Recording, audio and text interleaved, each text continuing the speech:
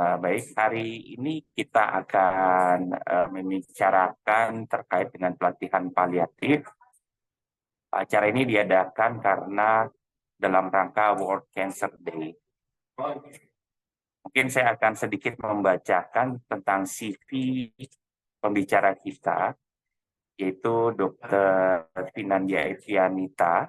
Beliau adalah staf Rumah Sakit Cipto Mangunkusumo, di mana pendidikan terakhirnya beliau selesaikan di penyakit dalam FKUI RCM. Kalau ada teman-teman yang mau membuat janji, beliau ada di RCM juga. Nah, kemudian beliau juga sebetulnya anggota tim paliatif di RSCM. Ya, jadi sudah kawakan dalam hal paliatif. Karena itu beliau akan membicarakan terkait dengan efektivitas, terutama untuk penapisan paliatif. Ya, untuk waktunya saya persilahkan Dr. Finandia.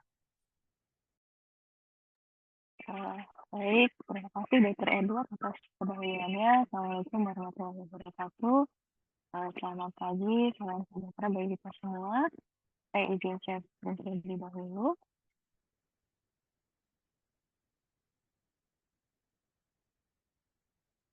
Sudah terlihat slide saya? Sudah dok, silakan. Baik, sebelumnya saya ucapkan terima kasih kepada panitia yang telah memberikan kesempatan kepada kami, saya sebagai perwakilan dari tim paliatif RSCM, untuk menyampaikan atau sharing ya dengan sejawat semua mengenai bagaimana membangun tim paliatif di rumah sakit. Sebagai bagian dari rangkaian kegiatan World Cancer Day ya, karena PPAT atau Departemen Radiologi Onkologi Radiasi menjadi salah satu PIC ya dari pengampuan layanan kanker. Nah, terkait dengan pentingnya perawatan paliatif, saya ingin mengajak saya sudah semua untuk melihat ya bahwa ini adalah fakta yang saat ini atau bahkan kita akan hadapi ya, bahwa semua dari kita akan meninggal dunia dan hanya sekitar 12% dari kita yang meninggal secara mendadak dan tidak terduga sebelumnya. Artinya apa?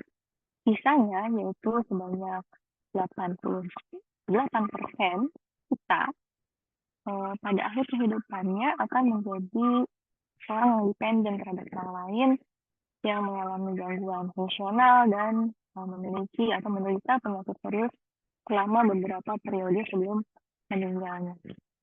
Nah, ini adalah fakta yang kita hadapi ya, dan kita sendiri pun nanti akan menghadapi. Nah, pertanyaannya adalah buat diri kita sendiri. Kira-kira siapa sih yang Anda harapkan ya yang akan merawat Anda di fase akhir kehidupan Anda? Dan di mana Anda akan menjalani hari-hari terakhir Anda? Kemudian, berapa yakin Anda terhadap sistem layanan kesehatan Anda? Apakah bisa mendukung Anda hidup dengan nyaman dan meninggal dengan secara bermanfaat? Mungkin rekan sejawat sekalian yang berkecimpung ya dalam perawatan medis, kita selalu memposisikan diri kita sebagai nakes, sebagai dokter, sebagai perawat, ataupun tenaga kesehatan lainnya. Tapi pada kali ini saya ingin mengajak sejawat sekalian untuk memposisikan diri sebagai pasien yang dirawat. Mau seperti apa akhir kehidupan kita nanti?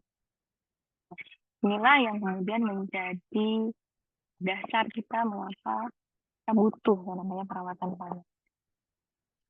Perawatan paliatif merupakan suatu upaya sesungguhnya ya, untuk mengetahui apa sih sebetulnya yang dapat dilakukan untuk mencegah dan meringankan penderitaan dari pasien dan keluarga yang menghadapi masalah yang terkait dengan penyakit yang mengancam nyawa, terutama pada kondisi akhir kehidupan, dan memastikan pasien dapat meninggal secara berbeda. Per definisinya dari WHO, perawatan paliatif adalah suatu pendekatan yang bertujuan untuk meningkatkan kualitas hidup pasien, baik itu pasien dewasa maupun anak-anak dan juga keluarganya. Jadi di sini kita tidak hanya merawat atau menangani pasien saja, tetapi juga keluarga. dalam menghadapi masalah yang dihadapinya terkait dengan penyakit yang mengancam nyawa, gitu ya, dengan cara apa? Yaitu dengan cara mencegah dan mengurangi penderitaan yang dirasakan melalui identifikasi awal masalahnya, penilaian yang benar, dan penanganan terhadap nyeri dan gejala-gejala lain, baik yang sifatnya itu terkait dengan gejala fisik, psikososial maupun spiritual. Nah, penyakit mengancam nyawa ini apa saja?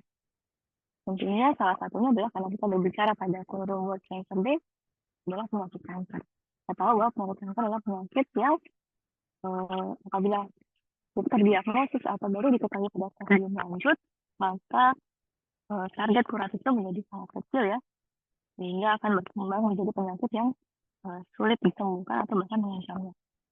Kemudian penyakit yang lainnya adalah penyakit degeneratif, penyakit paru obstruktif kronik, cystic fibrosis, stroke, Parkinson, gagal jantung, stadium akhir terutama gagal ginjal stadium akhir, kemudian penyakit-penyakit genetik ya, kelainan anomali kongenital dan juga penyakit infeksi seperti HIV/AIDS dan juga COVID-19 ya,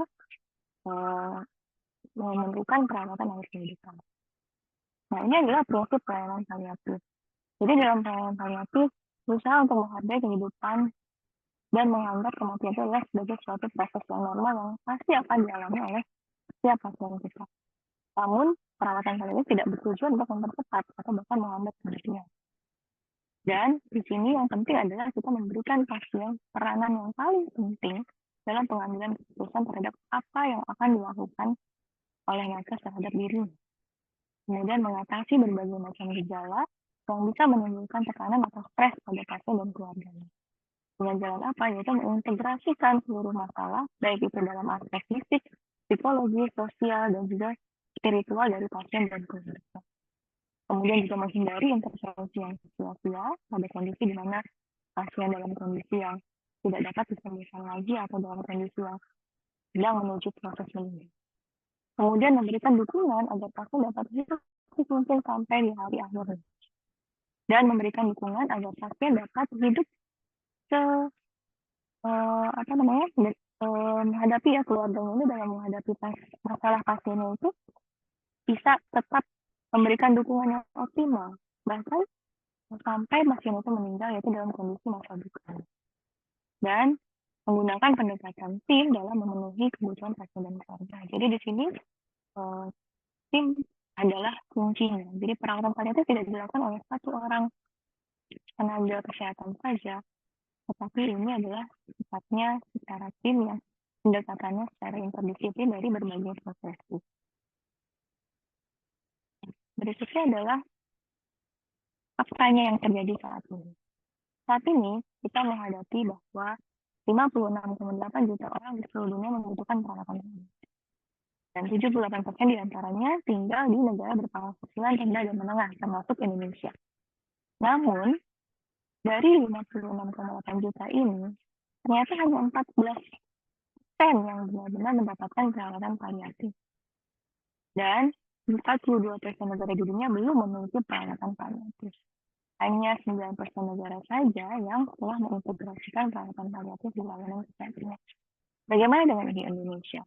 Di Indonesia ternyata cakupan layanan paliatif itu masih kurang dari 1%. Ini data dari penelitian Indef di tahun 2016.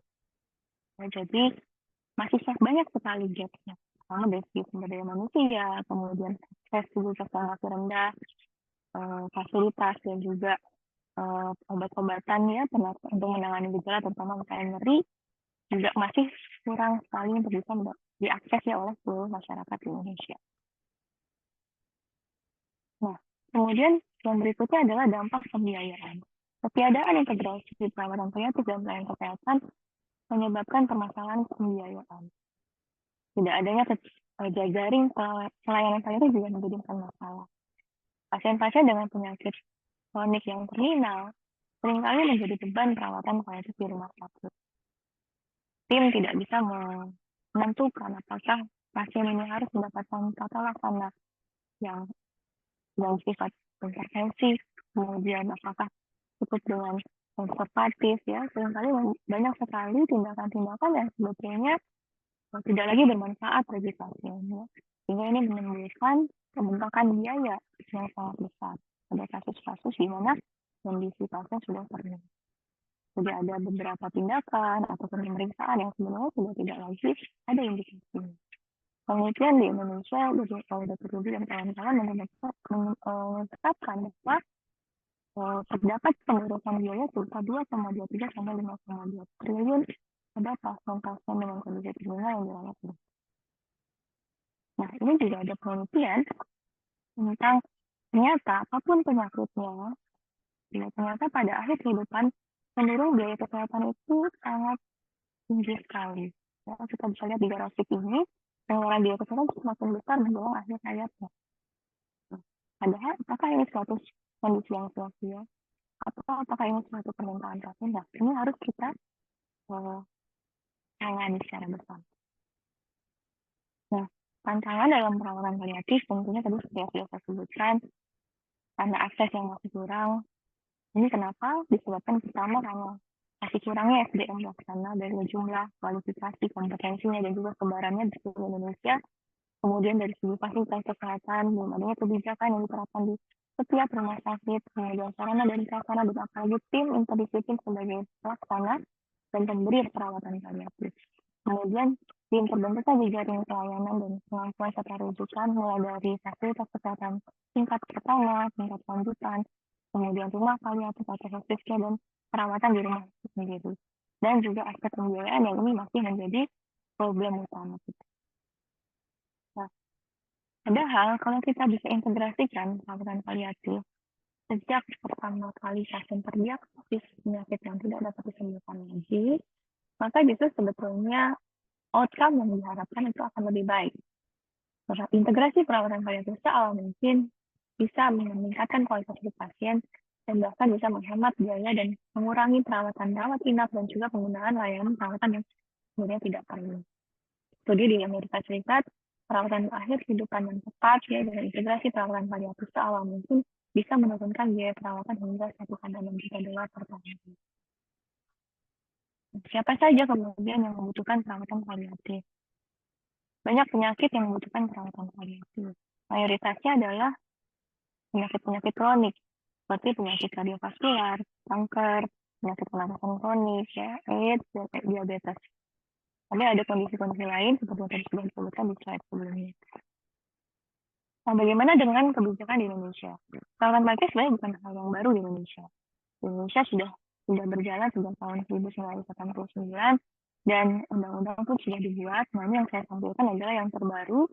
Jadi di Undang-Undang Kesehatan di tahun 2023 nomor 17 disebutkan bahwa pelayanan kesehatan itu juga mencakup di dalamnya tidak hanya promotif, preventif, kuratif, dan rehabilitatif, tapi juga paliatif. Dan keputusan baru saja tahun kemarin ada keputusan dari Menteri Kesehatan RI yang terbaru ya, sudah ada pedoman penyelenggaraan pelayanan paliatif. Jadi pedoman ini dibentuk dalam rangka untuk penanganan pasien-pasien dengan penyakit yang merangsang jiwa atau pasien dengan stadium lanjut ataupun terminal yang mana kebutuhan pelayanan paliatif itu sangat besar dan bertujuan untuk meningkatkan kualitas hidup pasien. Nah, ini ada salah satu bagian dari keputusan Kontes RI ini yang saya coba kutip. Di situ disebutkan tentang bagaimana perawatan akhir kehidupan. Jadi pada pasien-pasien yang dirawat misalnya di rumah sakit, maka penegakan diagnosis bahwa pasien ini sudah dalam kondisi terminal itu perlu dilakukan oleh sebuah tim ya, yang merawat pasien, yaitu tim penyakit tim yang menangani sebagai deposito utama dan juga tim paliatif.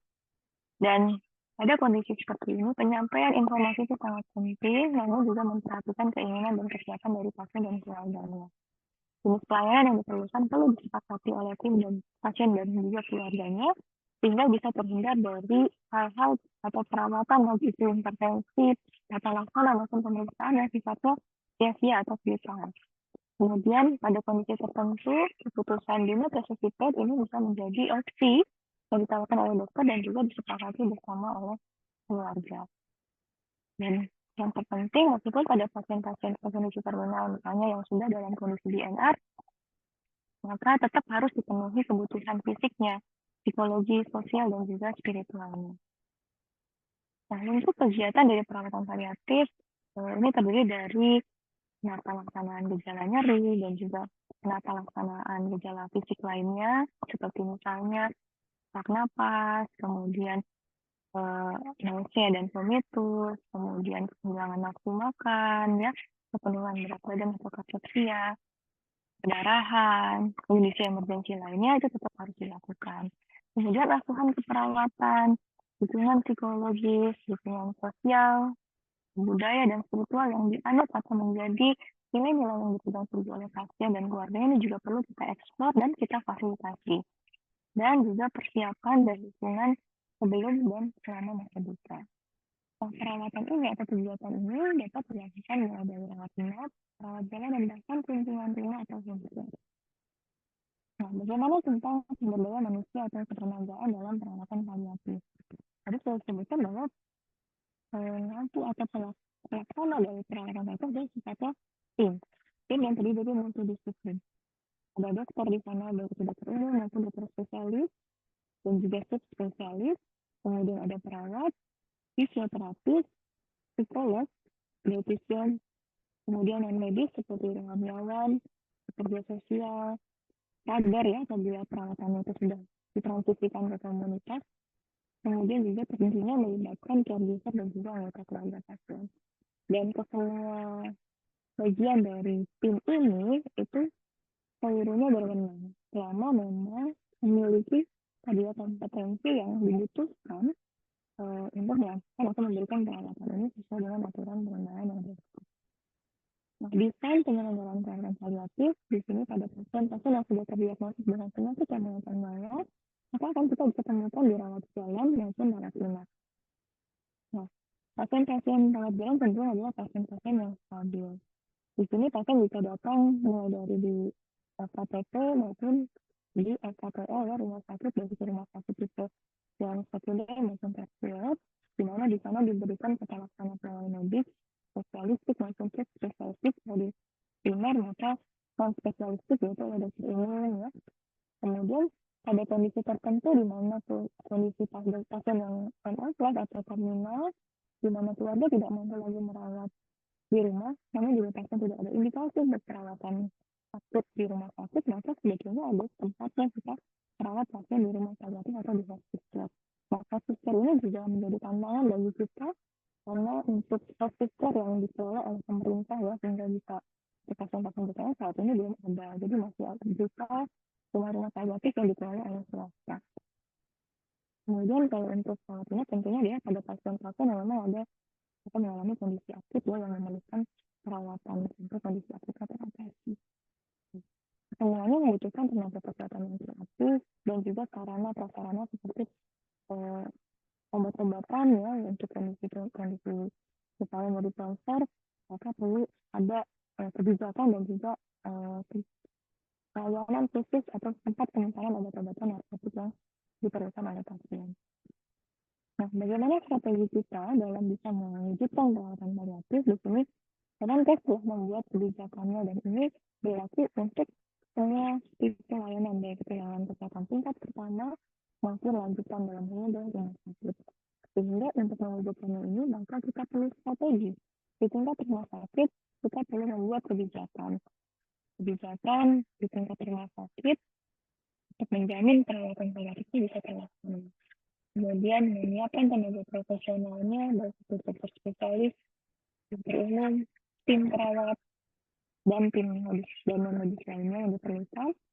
Dan kemudian mendorong sistem pembiayaannya karena kalau dari SKMNKes tadi dikatakan pembiayaan perawatan paliatif itu adalah diambil dari pembiayaan pemerintah ya baik itu pusat maupun daerah. Dan kemudian bagaimana kita juga tidak berhenti perawatan pasien itu di rumah sakit kemudian pasiennya pulang, tapi kita juga harus membangun jejaring dengan SKPP dan juga masyarakat. Ya, jadi kita harus ada kontinuitas antara layanan paliatif di rumah sakit dengan yang di komunitas. Kita perlu menggerakkan dan memberdayakan masyarakat, kemudian kita mengaktifkan kader-kader ya tentang program paliatif ini, mengaktifkan peran mereka dan juga tidak hanya kader tapi juga NGO atau LSM ya. Nah, sekarang juga banyak LSM yang sudah aware dengan perawatan paliatif seperti misalnya YKI ya, Yayasan Kanker Indonesia dan yayasan-yayasan yang lainnya ikut yang bisa turut membantu dalam menjaga kontinuitas pelayanan dari rumah sakit ke komunitas sehingga masyarakat bisa mendapatkan akses terhadap perawatan paliatif di semua lini. Dan yang paling penting adalah tadi yang membangun jejaring pelayanan, pengampuan, dan rujukan paliatif yang terintegrasi mulai dari aspek rujukan yang paling tinggi sampai ke level masyarakat seluruh berbasis online. Nah, dalam rangka percepatan untuk SDM yang bisa melakukan perawatan paliatif, sebetulnya Kementerian Kesehatan telah membuat atau mencanangkan program pelatihan paliatif kanker sejak tahun 2016. Sudah banyak perwakilan dari berbagai provinsi yang dilatih dari tahun 2016 dan terakhir bahkan tahun 2023 juga sudah. Nah, maka nanti dari rekan-rekan sejarah mungkin bisa melihat kembali apakah rumah sakitnya ada yang pernah dikirimkan ya untuk menjadi peserta pelatihan ini. Karena diharapkan peserta pelatihan ini nanti akan menjadi champion di tempat kerjanya dan akan bisa membentuk tim paliatif di tempat kerjanya masing-masing. Nah, bagaimana di RSCM? Di RSCM sendiri kita sudah ada tim paliatif. Nah, tim paliatifnya sudah terbentuk kurang lebih sejak tahun 2012. Waktu itu awal mulanya adalah karena dorongan dari akreditasi JCI ya, karena di dalam JCI ada standar khusus ya terkait dengan perawatan akhir kehidupan. Dari situ kemudian kita menyusun tim paliatif. Nah, timnya ini dibentuk dari wakil dari beberapa KSM ya, yang terlibat dalam perawatan pasien-pasien dengan kondisi penyakit kronik, penyakit dan sifatnya progresif. Nah, tim ini berada di tangga di bawah direktur medik perawatan dan penunjang dan dibantu dengan di bawah pelayanan kelompok substansi pelayanan medik dan melibatkan juga komite etik dan komite medik. Jadi kita punya forum yang namanya Palliative Care Board, di mana di sini kita akan bisa membahas kasus-kasus yang memiliki masalah yang kompleks ya. Di sana kita bisa meminta masukan dari tim unit kerja yang terlibat dalam perawatan dan juga dari komite medik, komite etik dan juga direksi yang semuanya terkait dengan penjualan pasien dan yang lain-lainnya. Nah, jadi tim paliatif di sini melakukan perawatan dan tadi berkoordinasi dengan bagian-bagian lain yang terlibat. Nah, kebijakannya, turunannya kita sudah ada, jadi kita dirut terkait dengan tim pelayanan paliatif. Nah, tim ini bertugas untuk menghadiri paliatif board, kemudian menyusun pedoman pelayanan paliatif dan akhir kehidupan, dan memenuhi ya elemen-elemennya dan juga comply dengan elemen dari standar akreditasi baik internasional maupun nasional terkait dengan perawatan paliatif dan akhir kehidupan. Nah, ini adalah timnya, jadi terdiri dari berbagai macam perwakilan dari KSM yang ada, kemudian juga instalasi dan juga unit penunjang yang ada di RSCM yang berhubungan dengan perawatan paliatif. Nah, jadi kalau ada pasien, kita akan lakukan pertama kali pasien datang, baik itu rawat jalan maupun rawat inap, baik itu di IGD misalnya, semua pasien kita lakukan penapisan paliatifnya. Nah, ini adalah sistem skor yang kita pakai untuk melakukan penapisan paliatif, dan ini sudah diadopsi dari ada di pedoman pelayanan paliatif yang sudah diesahkan oleh Kementerian Kesehatan. Namun apabila data itu atau sekalian memiliki scoring tersendiri itu bisa dipakai. Nah, sistem scoringnya berdasarkan adanya penyakit dasar, misalnya kanker, penyakit paru aktif menahun, kemudian stroke ya, penyakit ginjal tahap lanjut, penyakit gagal jantung stadium lanjut dengan IF yang rendah, atau penyakit lain, kita lihat ini ada skornya, maka ada komorbiditas, kemudian juga status fungsionalnya, dan ada kriteria-kriteria yang lebih dipertimbangkan. Nah, kemudian ini semua di-scoring, kemudian dijumlahkan. Nah, kalau skornya itu 4 atau lebih, maka pasien ini perlu untuk dikonsultasi pada tim paliatif. Jadi kita bisa langsung dikonsultasi sejak pasien itu datang, seperti di IGD.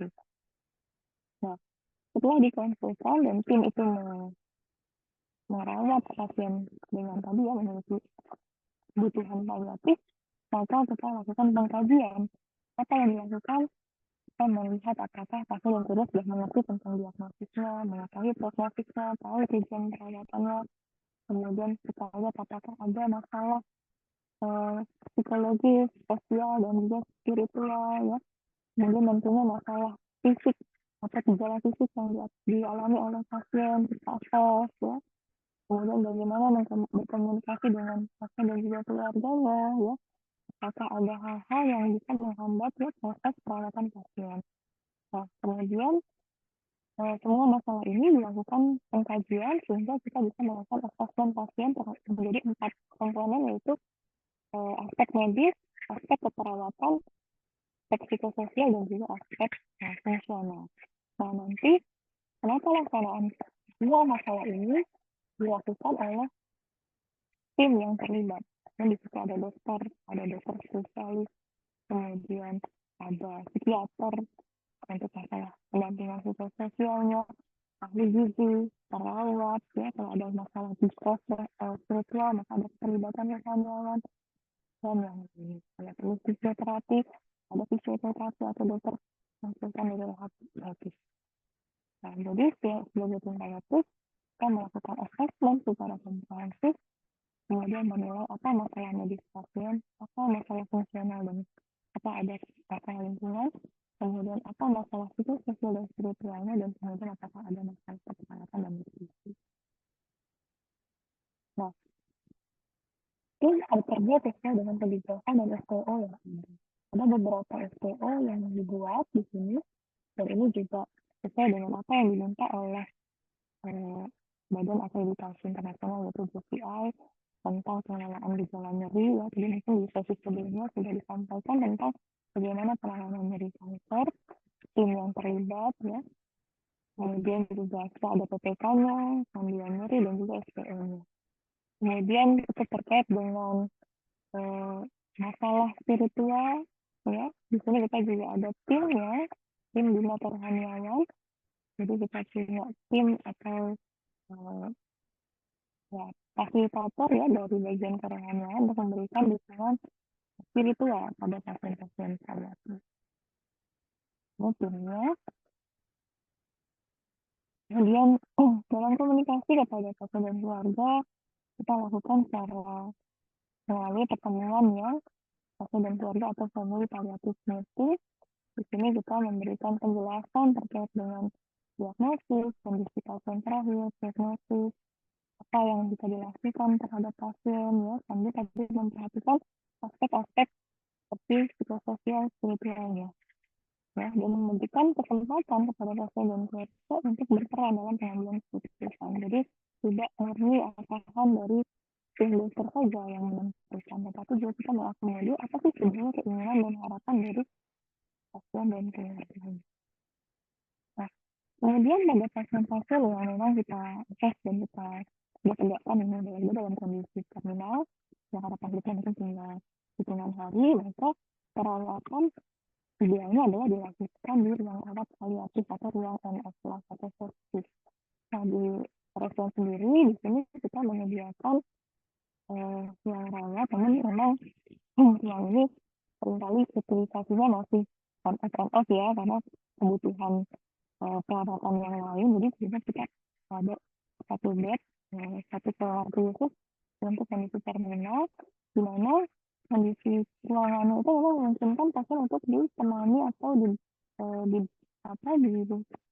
ditunggui, ya, oleh keluarganya, ya, supaya benar-benar bisa memastikan dukungan sosial itu dipenuhi atau didapatkan oleh pasien pada akhir kehidupannya. Kemudian pada kasus-kasus yang pasien-pasien NF yang masih membutuhkan ventilator, maka kita bisa rawat di ACU paliatif, ya, ada satu bed di lantai 6 gedung A, ya, misalnya pasien step down dari ICU yang tidak bisa masuk ke ruang rawat paliatif, ya, masih membutuhkan perawatan HC atau ventilator dalam proses ini, maka kita bisa rawat di ACU paliatif.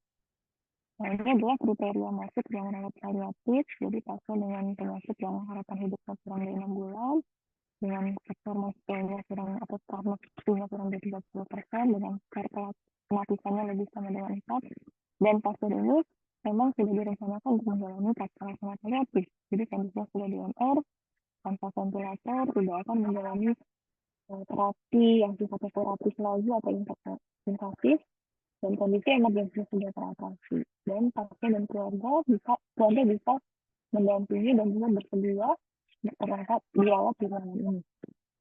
Nah, kriteria keluarga bisa kondisinya pasien dalam kondisi meninggal, sudah perbaikan klinis dan bisa pulang kemudian melanjutkan di kanker, atau pasien alih status. Ya. Atau kalau kondisi tertentu misalnya memang sudah mewasiatkan, pasiennya wasiatnya pengen di rumah saja menjalani akhir kehidupannya, maka ini pasien bisa dirawat atau dibawa pulang ya melalui persetujuan dari keluarganya. Nah, untuk kondisi rawat jalan, biasanya pasien-pasien yang bisa pulang, maka kita minta kontrol ya untuk memastikan apakah laksana di rumah sakit ini bisa dilanjutkan di perawatan di rumah dan di komunitas. Itu bisa juga pasien-pasien dari rujukan dari poliklinik BKSL lain atau bisa dari rumah sakit lain. Ya. Sudah seringkali mendapatkan konsultasi juga dari luar rumah sakit. Saya pasiennya memang datang sendiri karena dia sudah tahu dengan adanya perawatan psoriasis di RSCM sehingga minta dirujuk ke RSCM. Nah, ini adalah pedoman yang kita miliki. Jadi apa yang tadi saya sampaikan ya dari bagaimana penapisan, kemudian bagaimana tata kerja dari tim paliatif, itu sebenarnya ada di dalam pedoman pelayanan paliatif dan akhir hayat ini.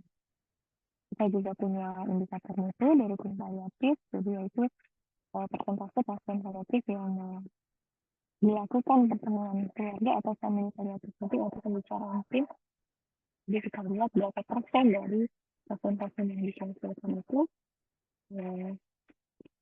mendapatkan pembicaraan atau dibahas di dalam tim atau menjalani family paliatif mutu. Nah, jadi ini alur perawatan paliatif pada pasien-pasien yang datang ke RSCM bisa datang melalui IGD maupun rawat jalan. Nah, maka akan dilakukan penapisan paliatif. Kemudian apabila memenuhi kriteria dikonsultasikan kepada tim paliatif. Jadi tim paliatif ini akan melakukan rawat bersama. Kemudian nanti akan dibahas, dilakukan tes kontrol kalau diperlukan atau dilakukan family paliatif meeting sampai tercapai target perawatannya di rumah sakit. Jika target perawatan itu tercapai, apakah pasien ini nantinya akan kondisinya meninggal di rumah sakit, maka nanti akan masuk ke unit tindak paliatif. Tapi kalau pasien bisa pulang, maka dia akan kita pulangkan dan pada saat proses pemulangan pasien, di sini kita akan berkoordinasi dengan komunitas. Jadi kita akan berkoordinasi dengan dinas kesehatan dan vaskes tingkat pertama yang terdekat dengan rumah pasien. Kemudian bisa juga kita koordinasi dengan LSM dalam hal proses sementara atau misalnya pasiennya perlu kontrol kembali ya, ini juga banyak kita kerjasama.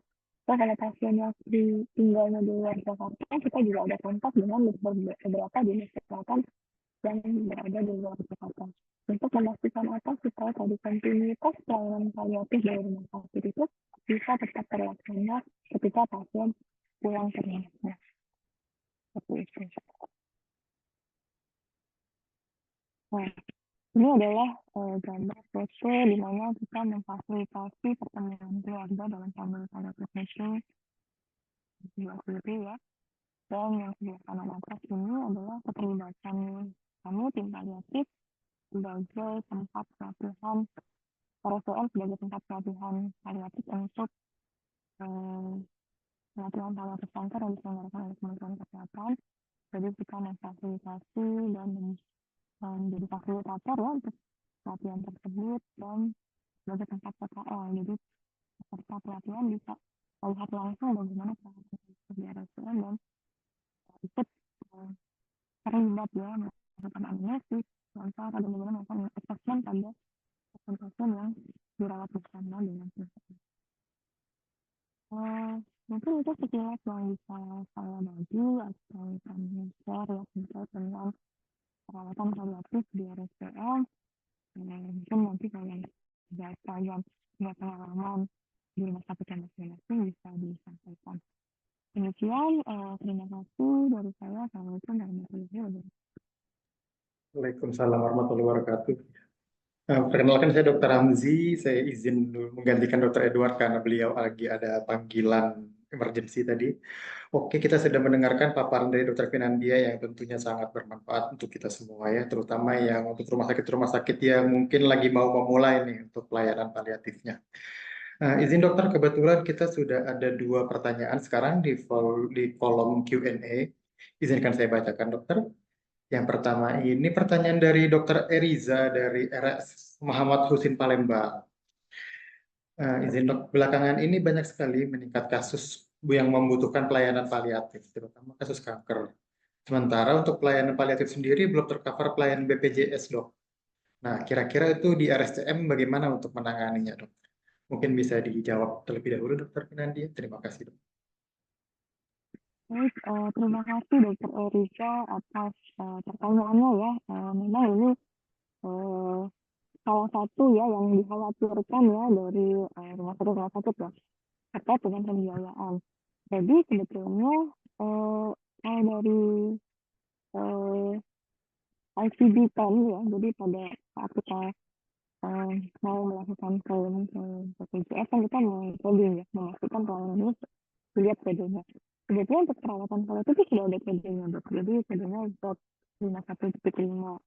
Ya, jadi yaitu pasien ini sudah masuk ke dalam perawatan paliatif. Jadi kalau ada pasien-pasien yang memang tadi ya screening paliatifnya memang memenuhi dan kemudian membutuhkan perawatan paliatif dan kita di rumah sakit yang sudah memiliki tim perawatan paliatif, maka ini bisa diklaim sebetulnya. Jadi dengan catatan pada saat membuat resume itu kita kasihkan kodenya ya 51.5 ini dan juga kemudian dinarasikan bahwasanya pasien dikonsultasi rawat bersama dengan tim paliatif, kemudian bagaimana tata laksana yang diberikan gitu ya, bahkan sampai pasien itu misalnya meninggal di rumah sakit ataupun nanti bisa pulang.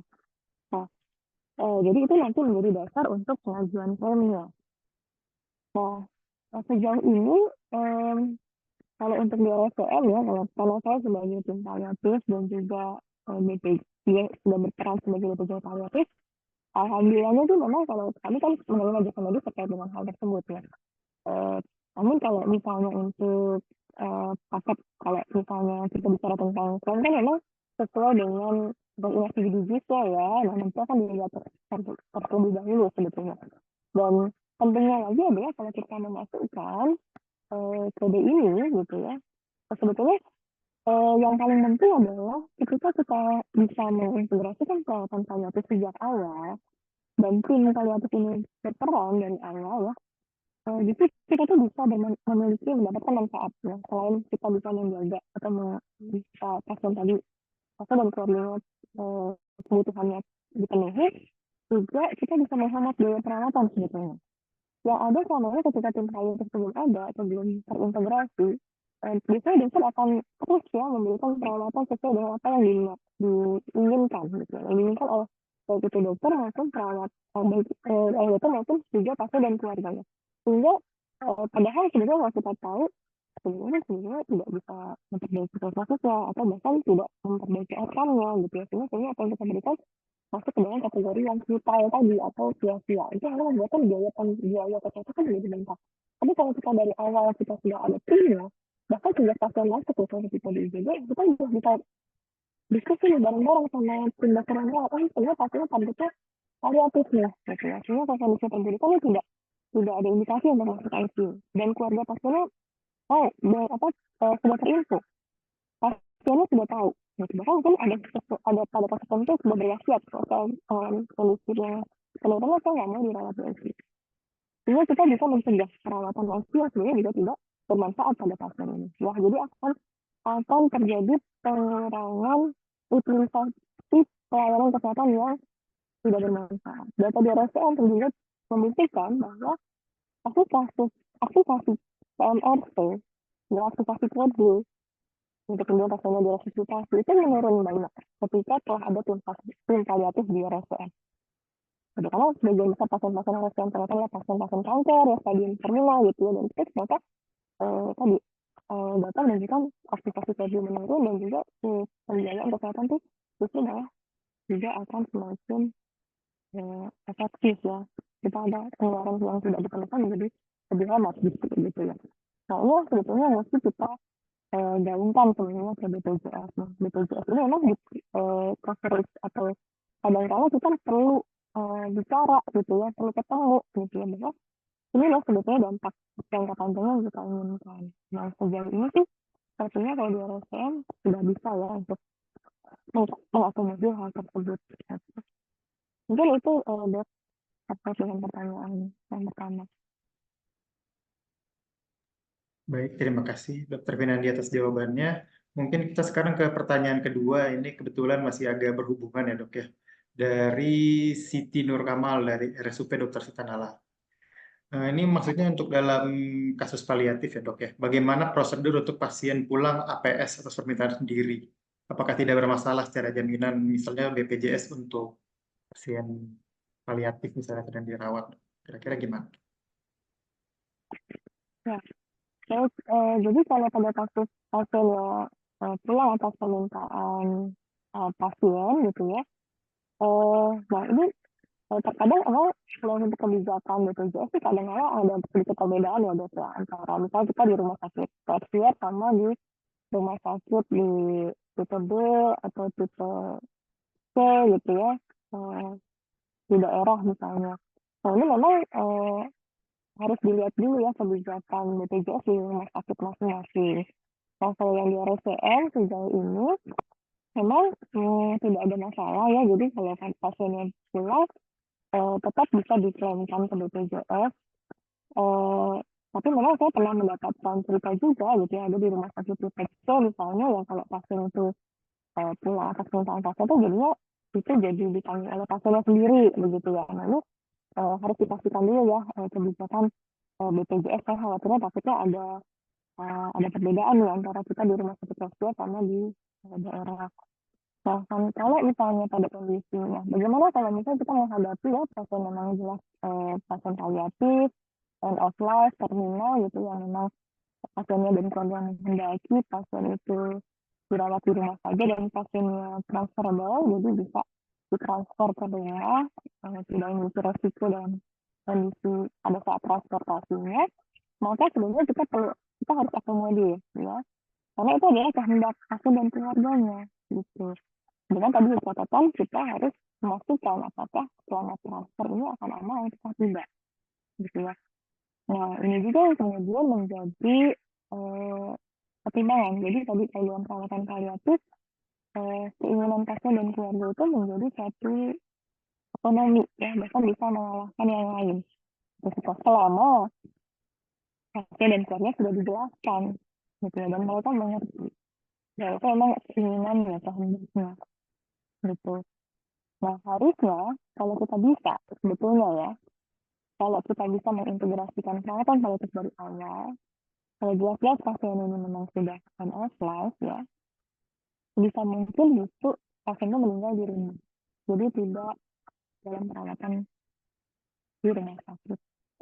Jadi kalau kita bertanya pada diri kita sendiri pun gitu ya, kalau tadi kita bicara di awal slide, kita mau akhir hidup yang seperti apa ya, dan ada studi yang memang lebih dari 70% atau 80% pasien itu ada pasien kanker misalnya atau diabetes, mereka semua menginginkan tuh meninggal di rumah sendiri gitu. Nah seringkali masalahnya sih ada kan ketika pasien dibawa ke rumah sakit dalam kondisi tidak sadar gitu ya, sehingga tidak bisa lagi dinilai itu ya apa sebenarnya kemauan dari pasien. Akhirnya lebih banyak mengakomodir keinginan keluarga pun juga masih ingin pasiennya sembuh, padahal itu sesuatu yang tidak memungkinkan lagi untuk dicapai. Nah, inilah sebenarnya tantangan-tantangan pada perawatan paliatif di Indonesia gitu. Itu sangat sulit. Perlu sama-sama kita saling bahu-membahu ya supaya tadi integrasi itu bisa dilakukan seawal mungkin ketika pasien itu dalam kondisi masih stabil. Mungkin itu deh. Baik, dokter cukup komprehensif ya. Ini masih ada pertanyaan lagi, dokter. Pertanyaan selanjutnya dari Dokter Gigi Fadila dari Rumah Sakit Universitas Andalas Padang. Rumah Sakit Universitas Andalas Padang ini memiliki layanan unggulan onkologi. Namun pelayanan paliatifnya mungkin belum selengkap RSCM, dok. Yang ingin ditanyakan, bagaimana peran dan fungsi dokter gigi umum? Karena untuk SDM dokter gigi spesialis di sana cukup terbatas di tim paliatif. Dan apabila memang dibutuhkan dokter gigi spesialis, spesialisasi apa yang sekiranya relevan, dok? Kira-kira. Baik. Ya, sebetulnya terkait dengan ini pertanyaannya terkait dengan layanan unggulan onkologi ya. Jadi di Rumah Sakit Andalas sudah ada tapi pelayanan paliatifnya belum selengkap. Nah, ini yang lengkap ini apakah dari segi SDM-nya atau dari segi fasilitasnya dulu ya. Ya. Jadi kalau terkait dengan SDM, kalau kita bicara tentang tadi ya, tim paliatif itu siapa sih yang berperan gitu ya. Di WHO sendiri sebetulnya siapa saja bisa berperan gitu ya. Karena perawatan paliatif ini sangat luas gitu ya, tergantung masalah yang ada pada pasien, sangat individual. Jadi kalau pasien yang dengan diagnosis kanker, tentunya di sana mungkin ada dokter bedah, dokter hematoenkologi medik, ya, kemudian ada dokter spesialis onkologi radiasi, gitu ya. Kemudian ada kasus-kasus tertentu, misalnya kalau pasiennya tumor di daerah mulut, ya mungkin perlu dokter bedah mulut, ya, dokter gigi spesialis bedah mulut. Pasien-pasien yang masih membutuhkan kemoterapi, masih harus mencari fokus infeksi di area mulut, maka diperlukan juga dokter gigi untuk misalnya untuk kesehatan konservasi gigi atau tadi bedah mulut untuk cabut gigi ya dan sebagainya. Jadi akan sangat bergantung pada pasien yang kita hadapi sebetulnya. Dan perawatan paliatif ini sebetulnya eh, tadi ya, tujuannya adalah kita melakukan assessment masalah fisik, sosial, spiritual, psikologi, sosial, dan spiritual. Nah, semua paket akan bisa mendapatkan kompetensi untuk melakukannya. Namun, akan lebih baik ya kalau di situ disebutkan bahwa kita perlu menjalani pelatihan paliatifnya. Jadi pelatihan paliatif kalau di SK Menkes disebutkan bahwa SDM pelaksanaan tim paliatif di semua tingkat baik itu SKPP, SKPL gitu ya, atau bahkan yang rumah sakit tersier atau KPBK, maka perlu dibekali pelatihan paliatif, baik itu ada pelatihan paliatif dasar, menengah maupun lanjutan. Nah, silakan nanti kalau ada pelatihan kirimkan saja dok wakilnya ya untuk mengikuti pelatihan paliatif ini sehingga nanti perwakilan yang sudah mengikuti pelatihan ini dia akan kalau nanti dia disebut sebagai champion ya, nanti dia akan melatih kembali atau menjadi pionir untuk menyusun membuat tim paliatif di rumah sakitnya. Maka tadi di rumah sakit eh, di mana tadi dok di Padang ya, di Andalas ya, rumah sakit Universitas Andalas. Itu kalau sudah ada yang dilatih maka jadikan dia sebagai pionir untuk membentuk tim paliatif. Dia nggak akan mungkin bisa jalan sendiri, jadi harus dibentuk tim yang harus ada nanti approach ke manajemen ya untuk bisa membuat kebijakan di level rumah sakit, membuat pedomannya, kemudian membentuk timnya, siapa ketua timnya, kemudian siapa wakilnya, sekretarisnya, kemudian tadi anggotanya, semua dokter, perawat, dietitian, fisioterapis, kemudian farmasis klinik, rohaniawan, dan non-medis lainnya yang memang dibutuhkan ya dalam perawatan pasien-pasien secara umum. Gitu. Dokter gigi tadi mungkin diperlukan tadi pada kondisi-kondisi pasien-pasien kalau onkologi yang membutuhkan masalah kalau ada masalah di gigi dan mulut gitu ya. Tapi mungkin tidak semua pasien membutuhkan gitu ya dok. Jadi sangat kembali kepada masalah dari pasien yang kita tangani seperti itu. Terkait dengan SDM itu satu. Kemudian yang kedua terkait dengan fasilitasnya. Fasilitas untuk perawatan paliatif. Saat ini pun tadi saya sebutkan bahwa idealnya kita punya ruang rawat paliatif. Ruang rawat paliatif itu apa sih? Tadi ruang rawat untuk menangani pasien-pasien yang sudah kondisi terminal end-of-life ya, yang sudah menghadapi akhir kehidupannya. Karena pasien ini membutuhkan dukungan. Dia perlu ditunggui oleh orang-orang terkasihnya. Orang terkasihnya juga butuh dukungan ya, supaya dia bisa bersiap gitu ya menghadapi masa duka, menghadapi masa-masa terakhir sehingga dia tidak ada rasa penyesalan, tidak menunggui pasiennya misalnya gitu. Sehingga perlu dibuat ruangan yang bisa menunggui. Satu ruangan tuh hanya satu atau dua pasien saja, ada bednya, kemudian ada mungkin kalau pasiennya terpasang tracheostomi, pasiennya sudah tidak sadar, banyak kasus itu harus ada suction di sana, ada regulator oksigen yang bisa memberikan oksigen kalau pasiennya ada hipotermia, yang infus untuk memberikan cairan jika dibutuhkan. Kalau misalnya pasiennya bedridden lama mungkin perlu ada bed apa namanya bed terus namanya diabetes ya. Terus kemudian kalau diperlukan tadi susah untuk menunggui keluarga ya. Hal-hal yang bisa memberikan kenyamanan kepada pasien dan keluarga itu difasilitasi atau ditempati di ruang rawat. Terusnya tidak ada yang khusus sih kalau untuk fasilitas ya, hampir sama gitu dengan ruang rawat yang lain. Cuma memang satu ruangan itu hanya satu atau dua pasien saja. Kemudian yang kelebihannya adalah obat-obatan itu, karena pada kondisi terminal gejala-gejala yang paling sering muncul dan sulit dikontrol paling sering adalah memang nyeri. Apakah tersedia obat-obatan anti nyeri, terutama pada kasus kanker, di mana pada stadium terminal nyeri itu akan semakin sulit dikontrol dan semakin berat, gitu ya, maka perlu ada ketersediaan opioid, ada atau tidak di sana, gitu. Nah, kalau misalnya belum ada, maka mengajukan, gitu ya, menghubungi dinas kesehatan, ya, supaya mengadakan, nanti akan ada monitoring dan evaluasinya gitu, karena ini harus dilaporkan, jadi tim farmasisnya juga harus dilengkapi gitu ya, untuk bisa dan tahu bagaimana meminta menyediakan dan memonitor opioid swab. Nah, kemudian yang berikutnya obat-obatan sedatif ya, sedasi itu juga sangat sering dipakai pada kondisi terminal. Yang lainnya sih sebetulnya obat-obatan untuk perawatan umum ya, dok, seperti infus, infus atau nutrisi parenteral juga ada, atau ya obat-obatan simptomatik lainnya ya namanya. Jadi kalau dibilang kalau dari segi fasilitas sih sepertinya tidak ada kesulitan yang sangat mencolok, cuma memang butuh tes aja jalannya gitu. Seperti itu. Tapi yang SDM tadinya kita perlu untuk dibekali dengan pelatihan paliatif mulai dari dasar, mediat, intermediate ataupun yang lanjut atau yang advance gitu ya, sehingga mereka bisa memberikan perawatan paliatif yang mungkin itu deh yang Luar bisa saya biasa, Dok. sampaikan. Yes, ya. Itu jawabannya sudah bagus sekali ya, Dok, ya. Sudah dari aspek untuk rumah sakit yang mau set up tim paliatifnya yang dari nol pun sudah bisa itu. Dari info tips-tipsnya dari Dokter Pirandia, dari SDM-nya mungkin bisa kita kumpulkan terlebih dahulu, kita tunjuk dulu, lalu kita latih, mungkin kita kirim ke tempat-tempat pelatihan yang kan suka ada ya pelatihan ya, Dok, ya. Biasanya ada Bisa nggak, dok, Dok? nanti kapan-kapan boleh ke RSCM dok, Wah, kalau siap. mau ini lihat lebih jelas. Siap, siap, siap. Nanti untuk tim-timnya mungkin apa dokter spesialisnya yang mau kita latih, atau mungkin tim perawatnya yang mau kita latih ya, Dok, ya. Untuk Ya, betul. peralatan juga tadi sudah dijelaskan oleh Dr. Pinandia, sampai ke morfin tadi disebutkan juga ya, Dok, ya.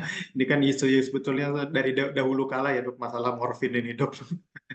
Kadang-kadang rumah sakit yang agak di daerah tuh agak nggak berani, beberapa yang nggak buat pakai morfin ya, Dok, ya. Dan terkadang ada isu-isu seputar agama juga untuk penggunaan morfin kan. Oke, sejauh ini apakah di antara partisipan masih ada yang ingin bertanya? Jika ada yang mau bertanya boleh raise hand atau ketik di kolom QA. Kalau tidak ada mungkin saya izin tutup ya, Dok. Gimana, Dok? Ya, Ya, silakan dok. baik, Dokter. Ya, Eh, baik, ini baik. Terima kasih kepada Dokter Finandia, kepada Dokter Edward, dan kepada partisipan sekalian. Semoga ilmu yang diberikan Dokter Finandia pada sesi pagi ini dapat bermanfaat bagi kita, khususnya untuk rumah sakit jejaring yang ingin membangun atau memperbaiki tim paliatif yang bekerja di rumah sakitnya. Mungkin itu dari saya, kurang lebihnya mohon maaf. Assalamualaikum warahmatullahi wabarakatuh.